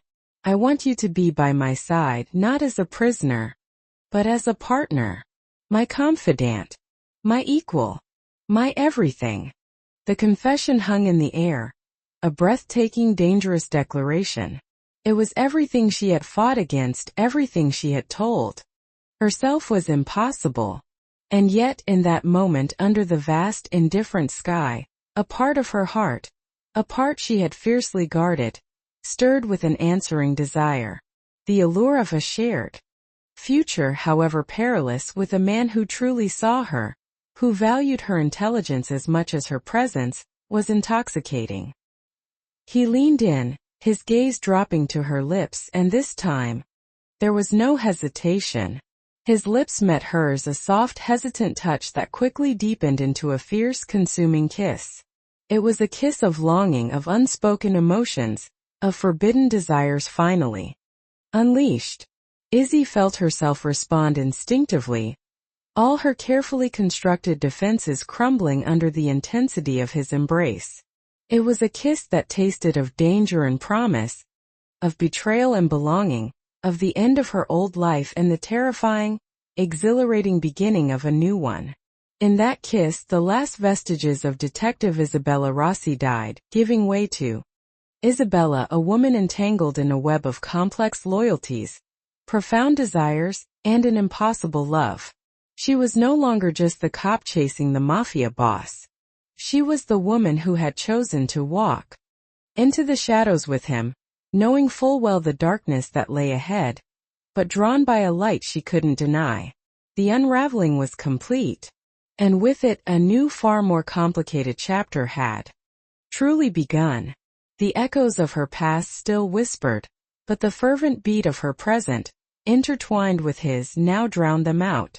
The kiss was a watershed moment, a silent declaration that irrevocably altered the landscape of Izzy's life. It was a plunge into the unknown, a leap of faith into a world of blurred lines and dangerous allegiances. The days that followed were a whirlwind of emotional intensity and practical adjustments. They were lovers now, their connection deepening with each stolen moment, each shared glance, each whispered confession. Izzy found herself in uncharted territory, navigating a relationship born of betrayal and sustained by a potent mix of forbidden desire and intellectual respect. Alessandro continued to be the multifaceted man she had discovered, charming, intelligent, ruthless when necessary, but profoundly loyal and surprisingly tender with her. He shared more of his world, not just the legitimate business dealings but the intricate web of alliances and rivalries that defined his position. He spoke of the family as a responsibility, a legacy he was burdened to protect and evolve. He revealed the pressures he faced, the constant threats from rivals, the delicate balance he maintained to ensure the safety and prosperity of his people. Izzy, in turn, found herself opening up, sharing her fears, her doubts, her struggles with her past. He listened without judgment, offering solace and understanding, validating her conflicted emotions in a way that surprised her. He made her feel seen, truly understood for the first time in a long time. Their shared intellect became a powerful bond. Izzy, with her sharp analytical mind and her intimate knowledge of law enforcement tactics, became an invaluable asset to him. She began to subtly advise him, offering insights into potential vulnerabilities, suggesting strategies to navigate legal pitfalls, and helping him to further legitimize his operations. She found a strange satisfaction in using her skills, not to bring him down, but to help him build, to protect. It was a dangerous alliance, a moral tightrope walk, but she found herself drawn into the challenge, believing, perhaps naively, that she could guide him towards a more honorable path. "Your insights are truly invaluable, Isabella," he remarked one afternoon, studying a complex financial report she had helped him dissect. "You see things others miss. You have a vision for what could be, not just what is." She met his gaze, a faint blush creeping up her neck. "I believe in efficiency, Alessandro, in protecting assets, and in understanding the potential consequences of every decision." Her words, once directed at criminals, were now offered to the man she loved. The transformation was unsettling, yet exhilarating. She was no longer just reacting. She was actively shaping, influencing, becoming an integral part of his world.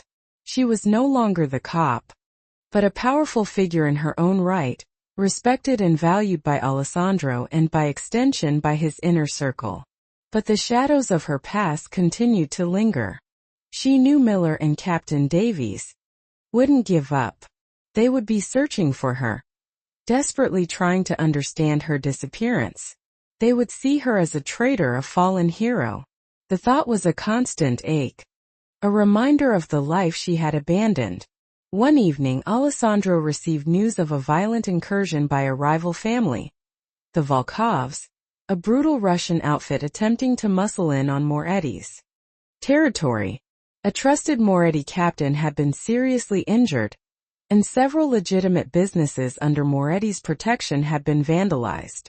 The news brought a swift, chilling transformation in Alessandro. The urbane intellectual man she loved was replaced by a cold, calculating leader. His eyes, usually warm and expressive with her, became hard, his jaw set in a grim line. "This cannot stand," he stated, his voice devoid of emotion. "The Volkovs have overstepped. They need to be taught a lesson, a painful one." Izzy felt a shiver of dread. This was the dark side of his world, the brutal reality of his power. This was where the romanticized notions of protection and legacy clashed with the stark, ugly truth of violence and retribution. "What do you intend to do?" she asked, her voice barely a whisper, a tremor in her hands. He turned to her, his gaze intense but surprisingly not dismissive. I intend to send a message, Isabella. Clear, unequivocal message that my people are not to be trifled with. That my territory is not for sale. It will be unpleasant, but necessary. For the stability, for the protection of what is ours. She knew what unpleasant meant in this world. It meant violence, intimidation, possibly death. Her cop instincts screamed at her, urging her to intervene, to prevent the inevitable bloodshed. But she was no longer a cop. She was his partner, his lover, complicit in his world. Is there another way? She pleaded, her voice laced with desperation. A way to send a message without blood? A way that weakens them financially, politically, without resorting to violence. He looked at her, a flicker of surprise in his eyes, quickly replaced by a thoughtful expression. He listened as she laid out a strategy, targeting the Volkovs' money laundering operations, exposing their illicit political connections, disrupting their supply chains. She spoke with the precision of a seasoned detective, her mind racing, drawing on years of experience fighting organized crime. She wasn't trying to protect the Volkovs. She was trying to protect Alessandro from the spiral of violence and perhaps to cling to a shred of her own moral compass. When she finished, a long silence stretched between them. Alessandro studied her, his expression unreadable. She braced herself for rejection, for him to dismiss her pleas as naive, as irrelevant. Instead, a slow, approving smile spread across his face. You truly are remarkable, Isabella, he said, his voice laced with genuine admiration. Your mind, it's a weapon. A powerful one. He paused, then to her astonishment, he nodded. Your plan has merit. It's unconventional, but it's effective, and it offers that stronger, more lasting blow than mere brute force. He walked towards her, his hand reaching out to cup her cheek. You see the bigger picture, the long game. This is why I need you by my side. This is why you are my strength. He kissed her then, a kiss that was both passionate and a silent affirmation of her newfound power, her place in his world. In that moment, Izzy felt a strange sense of triumph mixed with a profound unease. She had influenced him, guided him away from immediate violence, and that felt like a small victory, a glimmer of hope that she could truly make a difference, that she could change him from within. She was walking a fine line, a dangerous game, but a game she was now fully invested in. The alliance, forged in betrayal and desire, was solidifying. And the consequences, both for her and for Alessandro, were only just beginning to unfold. The shadows of doubt and desire were intertwining, creating a complex tapestry that would either define her or utterly consume her. Izzy's strategic intervention against the Volkovs proved devastatingly effective. Her meticulous planning, born from years of police intelligence and a deep understanding of criminal finance, crippled their operations without a single drop of blood being shed. The Volkovs found their money drying up, their political connections exposed, and their supply chains disrupted. It was a tactical masterpiece, and it cemented Izzy's position as an indispensable, formidable force within Alessandro's inner circle. His captains, initially wary of her, now regarded her with grudging respect, recognizing her intellect and her ability to protect their interests. Alessandro was immensely proud, his admiration for her palpable. Their bond deepened, becoming an inextricable weave of intellectual partnership, passionate love, and shared danger.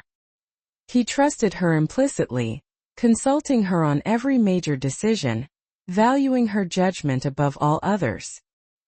He began to speak of a future, a long-term vision where their combined strengths would forge an empire built not just on power, but on strategic intelligence and a carefully cultivated legitimacy. But the ghost of her past refused to be silenced. News of her disappearance had undoubtedly shaken the NYPD. She knew they wouldn't give up the search. The thought of Miller, of Captain Davies, of the life she had abandoned was a constant sharp ache. She often wondered if they still believed she had been abducted, or if the more damning truth, that she had willingly chosen this path, had begun to surface. One afternoon, while Izzy was working in Alessandro's private office, dissecting a new acquisition proposal, the news flashed across a discreet, encrypted monitor Alessandro kept for monitoring public information. A familiar face filled the screen. Detective Mark Miller. He was addressing a press conference, his face grim, his voice laced with a raw emotional plea. "Detective Isabella. Rossi is a hero," Miller declared, his voice cracking with emotion. "She was dedicated to justice, to upholding the law. We believe she was abducted during an undercover operation, taken by the Moretti crime family. We will not rest until we find her and bring her home. And we will not rest until every member of the Moretti organization is brought to justice, especially its leader, Alessandro Moretti." Izzy felt a punch to the gut. Seeing Miller, hearing his heartfelt defense of her, his unwavering belief in her integrity, sent a wave of agonizing guilt through her. He believed she was a victim, a hero. He was risking his career, perhaps even his life, to find her. And she was here, complicit, a willing participant in the very world he was fighting against. Alessandro, who had entered the office silently, now stood beside her, his hand gently resting on her shoulder. He watched the screen, his expression unreadable. "He believes I'm a hero," Izzy whispered, her voice choked with emotion, tears stinging her eyes. "He believes I was abducted. He's looking for me, Alessandro. He's risking everything." Alessandro pulled her into his embrace, holding her tightly. "He's a good man, Isabella," he murmured, his voice gentle. "Loyal. Dedicated. Just like you." He paused, then added, his voice tinged with a subtle regret. "He doesn't understand the complexities. He sees only black and white." But Izzy knew it wasn't just about black and white anymore. It was about loyalty, about love, about the choices she had made. And seeing Miller, a direct link to her past, was a stark reminder of the immense chasm she had created. "He's going to find out," she said, her voice trembling. "Eventually he's going to find out the truth. And he'll never forgive me." Alessandro held her closer, his lips brushing her hair. "Then we make sure he never finds out, Isabella. We disappear even deeper. We build a life here, away from the shadows of your past. A life where you are free to be who you truly are, with me." His words were comforting, a balm to her troubled soul, but they couldn't entirely erase the image of Miller's pained face. The encounter ignited a new, profound internal struggle within Izzy. She loved Alessandro. She was building a new life with him, finding purpose and a strange sense of belonging. But the guilt, the raw, aching guilt, was becoming unbearable. She had betrayed not just her badge, but the trust of good people, people who believed in her, who risked everything for her.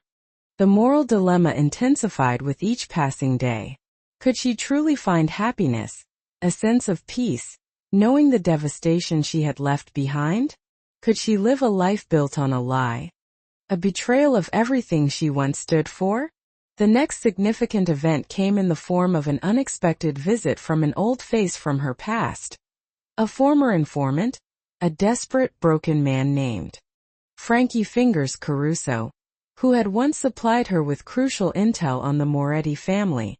Frankie had gone off the grid years ago, terrified of Moretti's reach. He was brought to Alessandro's estate by one of Moretti's men, looking utterly terrified and severely beaten. "He was trying to sell information to the Volkovs, Alessandro," the captain explained, his voice grim. "Tried to cut a deal for your old territories, said he knew sensitive intel from your past." We intercepted him. Izzy's blood ran cold. Frankie, her old informant. He knew her. He knew her connection to the NYPD. If he was interrogated, if he revealed her identity, her life with Alessandro, their safety, everything would be irrevocably compromised. Alessandro looked at Frankie, his eyes cold and unforgiving. He knows things, Isabella. Dangerous things. Things that could unravel everything we've built. Frankie, bruised and trembling, looked up, his eyes wide with terror. He met Izzy's gaze. And for a fleeting moment, a flicker of recognition, a desperate plea passed between them. He remembered her. He knew. Izzy's heart pounded. This was it. The ultimate test. Her past literally standing before her, a walking threat to her present. She knew what would happen to informants who betrayed the family. She knew the brutal consequences. Alessandro turned to her, his gaze intense, searching. What do you suggest, Isabella? What is the logical course of action? He was testing her, seeing if she could make the hard choices, if she was truly committed to his world. Her mind raced, a frantic torrent of conflicting emotions. Her old self screamed at her to protect Frankie, to find a way to get him out, to shield him from the inevitable. But her new self, the Isabella entwined with Alessandro, knew the existential threat he posed. One word from Frankie, and their entire world could come crashing down. She looked at Alessandro, then at Frankie, who was now openly staring at her. A desperate plea in his eyes, a silent question. Help me, Detective Rossi. But she was no longer Detective Rossi. He's a liability, Alessandro, she said. Her voice surprisingly steady, though her heart was breaking. A dangerous one. He cannot be allowed to compromise our safety, our future. The words tasted like ash in her mouth, a bitter, horrifying echo of the ruthless pragmatism she had learned from him. Alessandro watched her, a slow, approving nod spreading across his face. Indeed, he said, his voice quiet. He turned to his captain. Take him. Make sure he never speaks again. And make sure it's done cleanly, discreetly. As Frankie was dragged away, his eyes wide with terror, Izzy felt a profound sense of despair. A chilling realization of the monstrous choice she had just made. She had sacrificed her last shred of innocence, her last tether to the world of justice. She had effectively signed a death warrant for a man who had once helped her, a man she was supposed to protect. Alessandro embraced her, his arms strong and reassuring. You did what was necessary, Isabella, he whispered into her hair. You made the hard choice. You protected us. But as she clung to him, she felt a cold emptiness spread through her. A hollow victory. She had crossed a line, a point of no return. The ghost of her past had not been silenced. It had been buried, deep within her soul, and its whispers would haunt her forever. The intertwining of shadows and desire had led her down a path she never imagined. And the true cost of her choice was becoming agonizingly clear. She was no longer just the cop who chased the Mafia boss. She was now inextricably linked to his darkness, a participant in its grim reality. The unyielding grip of her new life was tightening, and she wondered if she would ever truly be free. The days after Frankie Caruso's silent disappearance were a crucible for Izzy. The weight of her choice pressed down on her. A constant, suffocating presence. She had crossed a line, one she swore she never would. The woman who valued truth and justice above all else had sanctioned a man's death to protect a life built on secrets and lies. The internal conflict raged, threatening to tear her apart. Her love for Alessandro was profound, an undeniable force. But it was now laced with the bitter taste of complicity, of a moral compromise that haunted her every waking moment. Alessandro, however, seemed to flourish. He saw her decision regarding Frankie as the ultimate proof of her loyalty, her commitment to their shared future. His trust in her became absolute, their partnership even more deeply entwined.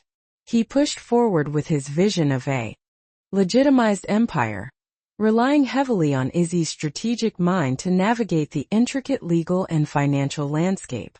They were a formidable team, a blend of ruthless power and keen intellect, and their operations thrived. But Izzy's spirit was slowly eroding. The luxurious confinement of the estate felt more like a prison. The whispers of her conscience grew louder, amplified by the silent absence of Frankie. She found herself staring blankly at the beautiful scenery, the serenity of the lake, feeling only a deep, unsettling emptiness. The joy, the thrill of their connection, was slowly being overshadowed by the heavy cloak of guilt. She tried to rationalize it, to convince herself that she had made the only choice, that she was protecting a larger good, that she was changing Alessandro from within. But the justifications felt increasingly hollow. She had become what she once fought against. One night, unable to sleep, Izzy found Alessandro in his study poring over documents. The air was thick with the scent of old books and his familiar cologne. She walked in, her bare feet silent on the plush rug. "I can't do this anymore, Alessandro," she said, her voice raw, trembling with an emotion she could no longer suppress. He looked up, his expression guarded, a flicker of concern in his eyes. "What is it, Isabella? What can't you do?" "This life," she said, gesturing vaguely around the opulent room. "This complicity. The choices I've made. I can't live with them. I can't live with myself." Her voice broke, tears finally spilling down her cheeks. "I sanctioned Frankie's death, Alessandro. I watched him being taken away, knowing what would happen. And I did nothing. I betrayed everything I believed in." He rose, his gaze intense, and walked towards her, reaching out to cup her face.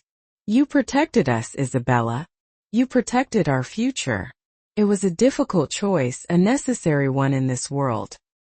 She pulled away from his touch, her gaze fixed on his, filled with a desperate pain. "But at what cost, Alessandro? At what cost to my soul? To who I am? I'm losing myself in this life. I'm becoming a monster." His expression hardened slightly. "You are not a monster, Isabella. You are a survivor. A woman of strength. And you are with me. We are building something new. Something better. But at its foundation it's still built on blood and lies," she cried, her voice rising. "And I can't be a part of that anymore. I love you, Alessandro, I truly do. But I can't lose myself for you. I can't sacrifice my last shred of morality." A long silence stretched between them, heavy with unspoken truths. Alessandro's eyes, usually so assured, held a glimmer of genuine pain, a flicker of understanding of the depth of her despair. He knew her, truly knew her. He knew her unshakable conviction, even when it was turned against him. Finally, he spoke, his voice low and solemn. "What do you propose, Isabella? What do you want?" Her gaze met his, her eyes still wet with tears, but a new resolve hardening her features. "I need to go. Alessandro. I need to leave this life. I need to find my own path, my own way to reconcile who I was with who I've become. I need to find my own justice on my own terms." The words hung in the air. A stark declaration, a shattering of their shared dream. Alessandro watched her, his face a mask of complex emotions, pain, understanding, and a profound, reluctant acceptance. He knew, better than anyone, the depth of her convictions. "You can't just leave, Isabella," he said, his voice tinged with a raw sadness. "Your past, your connection to me. It's too dangerous. For you. For us.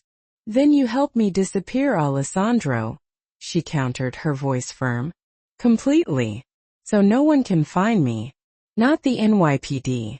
Not your rivals. No one." She took a deep breath. "And in return, I will never speak a word of your world, of your secrets, of what I know." I will disappear as Isabella Vance, and Detective Isabella Rossi will remain forever abducted. A hero who vanished. He looked at her, a long, intense gaze weighing her words, recognizing the unwavering resolve in her eyes. He knew she was serious. He knew that for her, this was the only way she could survive, could truly live. You're asking me to let you go, he said, his voice barely a whisper, a profound sadness in his tone. To lose you. You're asking me to choose myself, Alessandro, she replied, her voice firm despite the pain in her heart. And if you truly love me, you'll understand why I have to do it. Another long silence enveloped them, punctuated only by the crackle of the fireplace.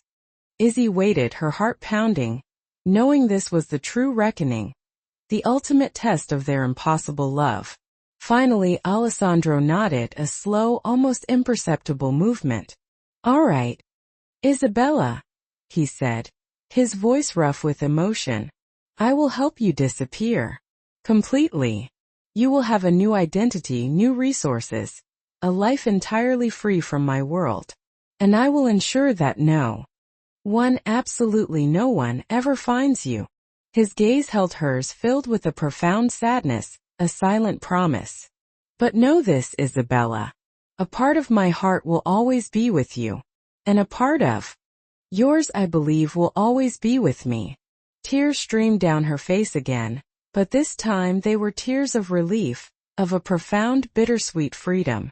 She walked towards him, and for the last time she pulled him into a fierce embrace. She felt the strength of his arms around her, the familiar scent of his skin, the beat of his heart against hers. It was a goodbye, a painful severing, but also a fragile glimmer of hope for a future, for a chance at redemption, at peace. Over the next few weeks, Alessandro meticulously orchestrated her disappearance. A new identity was forged. A new passport, new financial accounts, a new life carefully crafted in a distant, anonymous corner of the world. She was given resources to start over, enough to live comfortably, to find her own way. He ensured every loose end was tied, every trace of her existence meticulously erased from his world, from the world of law enforcement. The day she left the estate, a private jet waiting on a secluded airstrip, Alessandro was there, his face etched with a quiet sorrow. They stood in silence for a moment, the weight of their goodbye heavy in the air. Goodbye, Alessandro, she whispered, her voice choked with emotion. He reached out, his hand gently touching her cheek, a lingering, almost desperate touch. Go, Isabella, he said, his voice a low, husky whisper. Find your peace. And remember me, not as the monster, but as the man who loved you. She nodded, tears blurring her vision, and then without another word, she turned and walked towards the waiting jet. She didn't look back. She couldn't.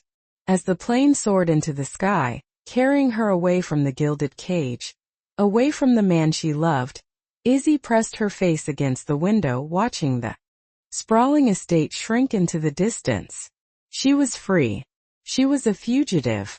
She was a woman forever changed, carrying the scars of her past, the indelible mark of her impossible love, and the fragile glimmer of a hard-won hope. She was no longer the cop chasing the Mafia boss. She was simply Isabella, charting her own course, seeking her own truth, in a world where the lines between good and evil, justice and survival were forever blurred. Her journey was far from over. It was only just beginning. And there you have it, a tale of love, betrayal, and the complex dance of morality. If you've been captivated by Isabella's journey, if you felt the pang of her impossible choices, then don't forget to show your support. Like this video, share it with your friends, and most importantly, hit that subscribe button so you don't miss out on more gripping stories like this one. Until next time, stay curious and keep questioning everything.